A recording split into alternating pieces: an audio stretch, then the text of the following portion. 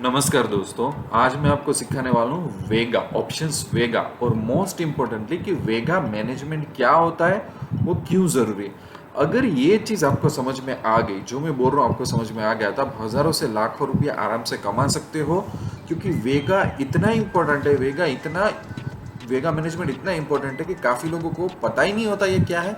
काफ़ी लोग ऑप्शन की दुनिया में ये करते ही नहीं है। देखो, मेजर ऑप्शन ग्रीक्स हमारे पास है डेल्टा, थीटा, वेगा, गामा। अब जो मैं आपको बोल रहा हूँ वो शांति से, पेशेंस से आप समझना पूरे वीडियो में, ठीक है। इम्पेशेंट बिल्कुल मत होना। देखो, अभी हम स्टडी करने वाले हैं कि वेगा मैनेजमेंट क्या होता है, तो थोड़ा वेगा का भी बेसिक समझा दूंगा, चिंता मत करना। उससे पहले डेल्टा और गामा का यूज क्या होता है कि जैसे कि कोई स्टॉक चल रहा है 1,000 रुपये और उसका प्रीमियम चल रहा है, कोई भी एटीएम स्ट्राइक का प्रीमियम 100 रुपये चल रहा है। तो जब ये स्टॉक बढ़ेगा, ठीक है, तो कितने रेट से उसका प्रीमियम बढ़ना चाहिए, उसको बोलते हैं डेल्टा। और डेल्टा कैसे बढ़ेगा वो डिसाइड करता है गामा।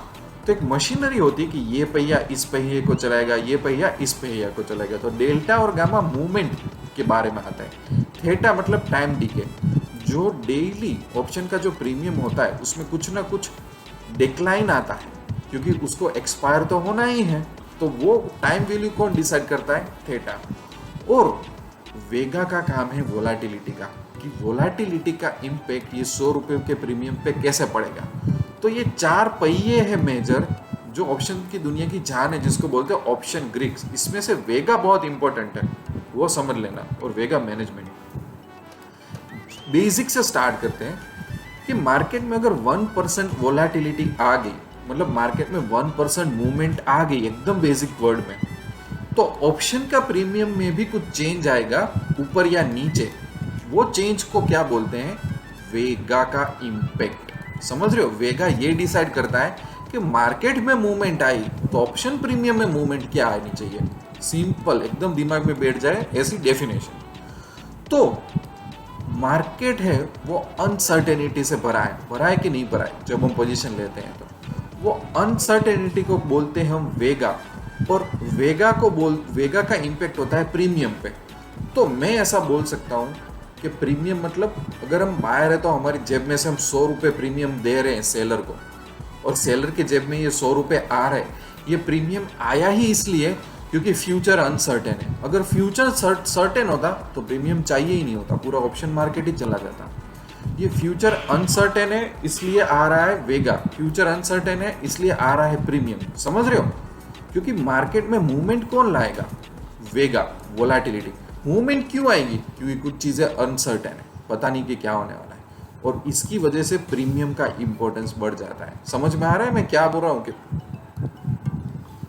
ठीक है, अब आगे जाते हैं।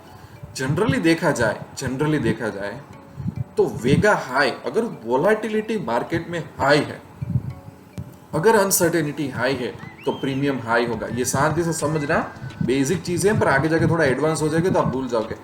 वेगा हाई है तो प्रीमियम हाई रहेगा। मार्केट में उथल पाथल हो रही है, मार्केट में कोई इवेंट होने वाला है, तो वेगा हाई चला जाता है। प्रीमियम मतलब मार्केट जब अनिश्चित होता है, उसको पता नहीं होता कि कहाँ पे जाना है, तो प्रीमियम हाई हो जाता है। ठीक है, अगर मार्केट को पता हो रहा है कि क्या हो रहा है, वेगा लो है, तो प्रीमियम भी लो रहेगा। ये एक चीज दिमाग में रख देना आप, ठीक है। अब आगे जाते हैं। एक एग्जांपल लेता हूँ, बहुत अच्छा एग्जांपल। मैं एक्चुअली ब्रोकर के अकाउंट में ही चले जाता हूँ। देखो, इंडिया विक्स मैंने यहाँ पे लिया है। इंडिया विक्स जो वोलाटिलिटी इंडियन मार्केट की ट्रैक करता रहता है। अब ये पीरियड देखो, यहाँ पे वेगा 80 तक चला गया, 80 तक। अभी वेगा कितना चल रहा है आज की तारीख में जब वीडियो क्रिएट कर रहा हूँ? 20। यहाँ पे कितना था? 29, 25। ये देखो कैसा चल रहा है वेगा। और ये यहाँ पे क्या होता है? देखो, उससे पहले कहाँ पे चल रहा था वेगा? और ये पीरियड था, ये जो पीरियड था कोरोना का, फर्स्ट वेव ऑफ कोरोना, जब मार्केट धड़ाम से गिरा था।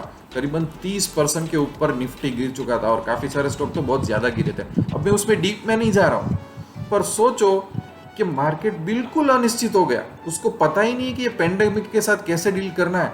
तो ये जो 15-20 वाला फैक्टर था ना, ये सीधा 80 पे चला गया। तो सोचो 100 रुपए का प्रीमियम कोई स्ट्राइक का होगा, उसकी हालत क्या हुई होगी।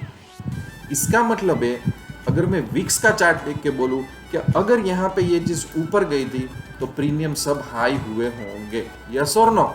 समझ रहे हो? प्रीमियम लो तो नहीं हुए होंगे, तो ये आपको समझना है। अभी अभी मार्केट स्टेबलाइज बोल सकते हो, स्टेबलाइज मार्केट में रूटीन स्टैंडर्ड प्रीमियम होते हैं। समझ रहे हो आप? ये बात समझ गए? अब वापिस हम आ जाते हैं। अगर ये बात सही है तो आप सोचो, अब आप सोचो एक सेकंड के लिए कि उस टाइम ऑप्शन बायर के साथ क्या हुआ होगा और ऑप्शन सेलर के साथ क्या हुआ होगा। समझो, किसी की भी तो बैंड बजी होगी, तो किसकी बैंड बजी होगी उस टाइम पे और कैसे बैंड बजी होगी, वो भी सोचो। एक ये होमवर्क है, वीडियो के बाद भी ये सोचना। ऐसा होता है भैया कि जब वोलेटिलिटी हाई होती है तो प्रीमियम की प्राइस हाई जाती है, तो बायर्स के लिए वो अच्छी चीज होती है जनरली। ठीक है, समझ रहे हो? जैसे कि आपने यहाँ पे पोजीशन बनाई थी एज अ बायर और तब वोलेटिलिटी शूट हो गई, जैसे यहाँ पे किस चीज का प्रीमियम 20 पे किया था तो यहाँ पे तो 200 हो गया, 500 हो गया, तो अब तो खुशी खुशी मजा आया, क्योंकि वोलेटिलिटी बढ़ी तो प्रीमियम की प्राइस बढ़ी, अनसर्टेनिटी और बढ़ गई, तो वो बायर के लिए अच्छा होता है। बट आप सेलर हो और आपने किसी ने यहाँ पे प्रीमियम बाई किया है 20 रुपए का, तो आप सामने 20 रुपए लेके यहाँ पे सेलर बने हुए हो, कोई बंदा बायर बना हुआ है और आप सेलर बने हो, और वोलेटिलिटी ऊपर चली गई तो आपके लिए अनलिमिटेड लॉस होना चालू हो जाता है। आपके लिए ये सही बात नहीं है, समझ रहे हो? क्योंकि प्रीमियम आप ले रहे हो, तो सेलर बायर ऐसा बोलेंगे कि क्या मजा आ गई, इतनी वोलेटिलिटी देखी नहीं है हमने। और सेलर के लिए ये सही नहीं है कि हाई वोलेटिलिटी, मजा नहीं आएगा, तो यहाँ पे तो बायर कमा के लेके जाएगा। समझ रहे हो? ऐसा होता है ना?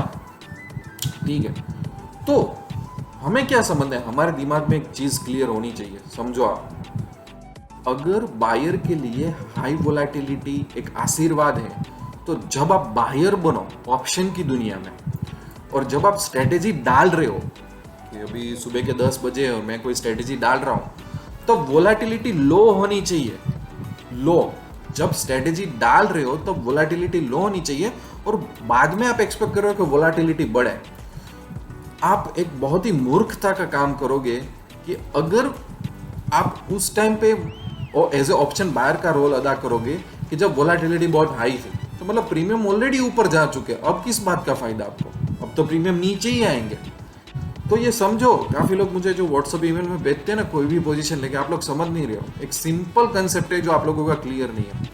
जब आप ऑप्शन बायर वाली स्ट्रेटेजी डालो तब मेक श्योर कि विक्स जो चल रहा हो, वोलेटिलिटी जो हो, आप जब स्ट्राइक सब डाल रहे हो ओवरऑल मार्केट की, तब लोअर वोलेटिलिटी हो, क्योंकि लोअर वोलेटिलिटी से ही मार्केट ऊपर जाएगा बाद में हायर वोलेटिलिटी तरफ। तो आइडियल कंडीशन कि जब आप स्ट्रेटेजी एग्जीक्यूट कर रहे हो तब लोअर वोलेटिलिटी होनी चाहिए, और जब हायर वोलेटिलिटी आएगी आपके स्ट्रेटेजी डालने के बाद तब आपको प्रॉफिट होगा। इसलिए मैंने ये बताया कि देखो, अब वोलेटिलिटी बढ़ेगी तो आप स्माइल कर रहे हो, पर एग्जीक्यूशन के टाइम लोअर वोलेटिलिटी चाहिए। समझ रहे हो आपको?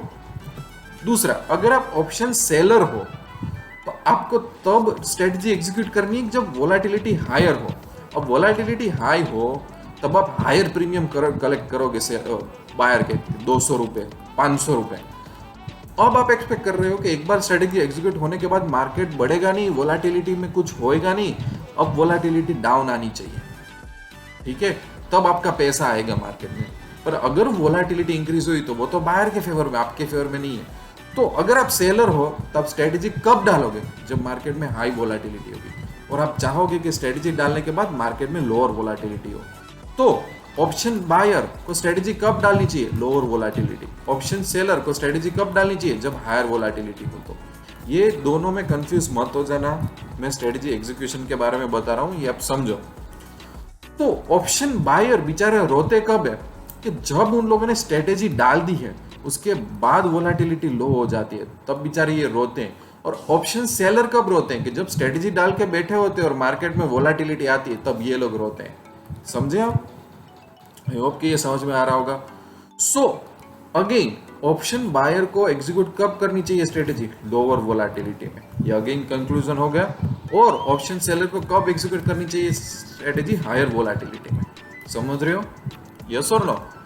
तो एक एग्जांपल ले लेते हैं कि इन सब से बचने का ऑप्शन क्या है, क्योंकि आप ये बोल रहे हो कि सर आपने ये तो बता दिया कि ऑप्शन सेलर को हायर वोलेटिलिटी में डालो, ऑप्शन बायर को लोअर वोलेटिलिटी, ये सब समझ में आ गया। तो अब नेक्स्ट क्वेश्चन ये होना चाहिए कि सर कोरोना वाली सिचुएशन हो गई कि कोई ऑप्शन बाय करके बैठा है और अगर वोलेटिलिटी डाउन हो गई, तो कोई ऑप्शन सेल करके बैठा है और वोलेटिलिटी अप हो गई जैसे कोरोना में हुआ था, तो बंदा क्या करेगा, ये कैसे कंट्रोल करेगा?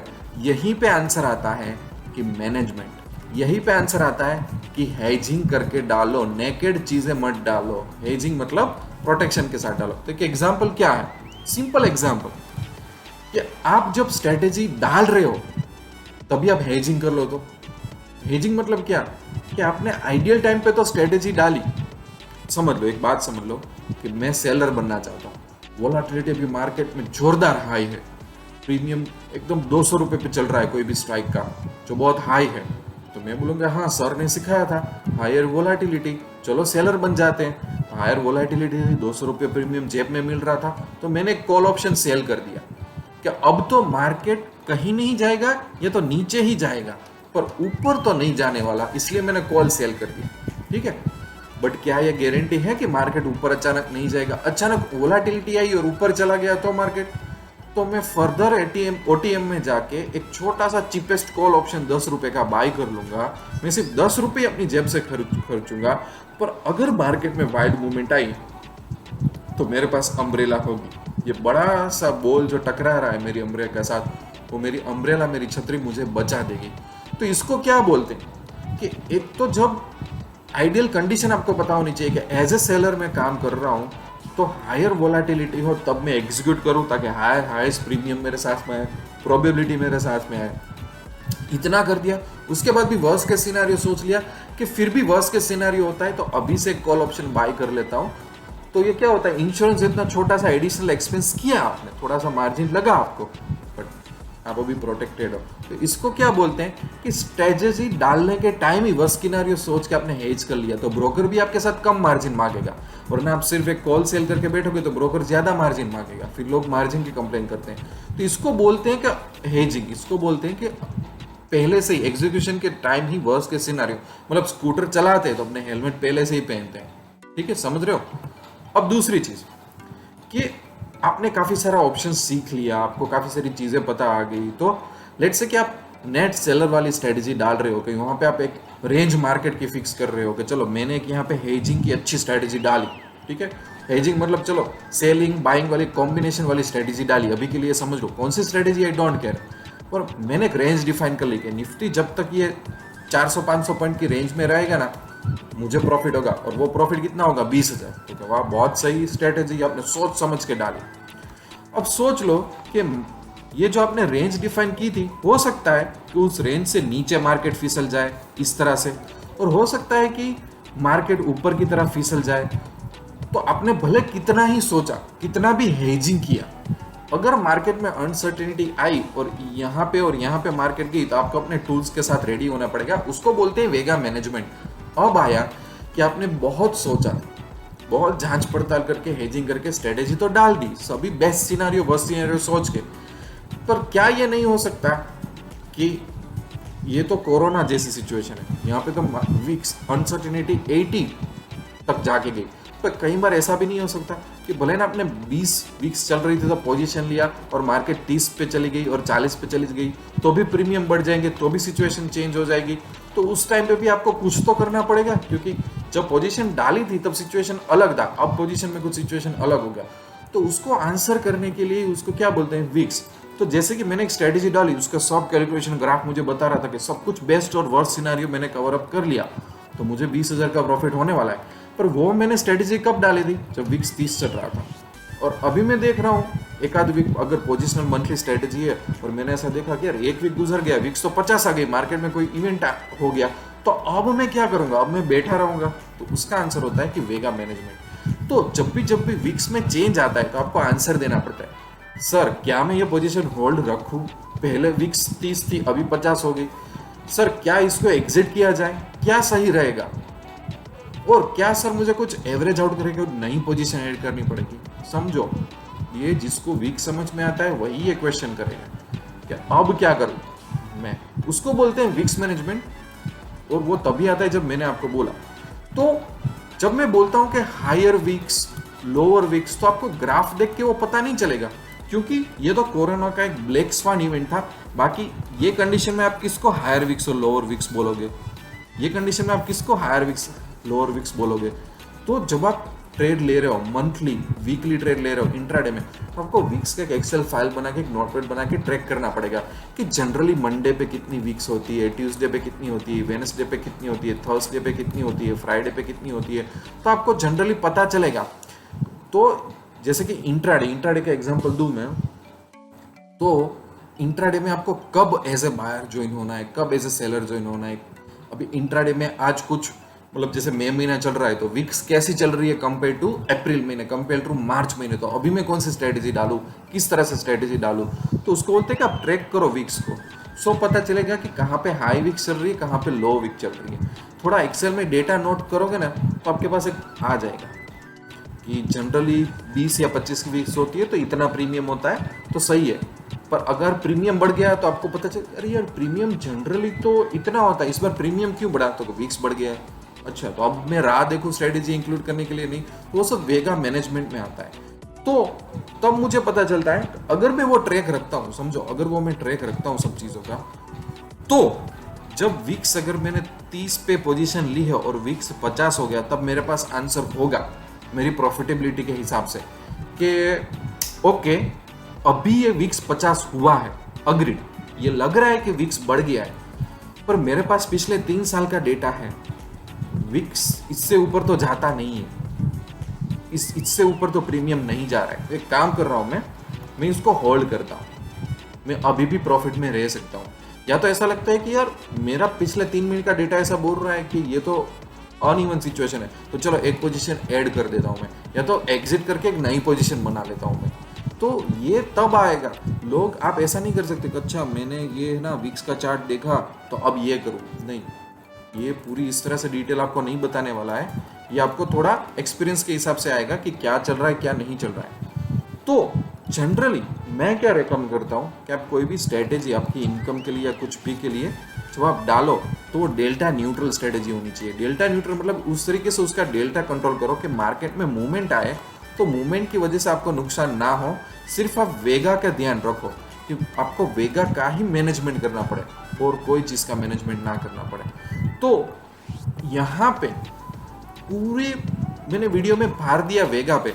अब कोई बहुत ही एडवांस बंदा जो सीखा होगा ना, वो शायद एक कमेंट करेगा कि सर कई बार ऐसा होता है कि 30 से 50 वीक्स हो गई, पर अगर एक्सपायरी नज़दीक है तो थेटा का भी फायदा मिलता है। ये सब होता है, पर मुझे अभी आपको समझाना था ओनली वेगा, क्योंकि थेटा अगर आप नेट सेलर वाली पोजीशन ले रहे हो, ठीक है, एजिंग वाली पोजीशन ले रहे हो, तो थेटा आपको मैनेज करने नहीं जाना पड़ता। वो थेटा पॉजिटिव स्ट्रेटेजी होती ही है, और थेटा पॉजिटिव होती है, साथ में आपने डेल्टा को भी न्यूट्रल कर लिया, तो इसकी भी गामा की भी चिंता करने की जरूरत नहीं है। तो जो मैं क्या बोलना चाहता हूँ कि ये 3 पे तो आप क्रॉस ही मार दो, आपको सिर्फ इस पे ही ध्यान देना है, वही बंदा सक्सेस हो जाएगा। इसलिए मैंने बोला था कि अगर ये वेगा समझ लिया, मैं जो बोल रहा हूँ वो आपने समझ लिया, तो आप लाखों बना लोगे। और वेगा के लिए 1-2 और वीडियो में डालूंगा।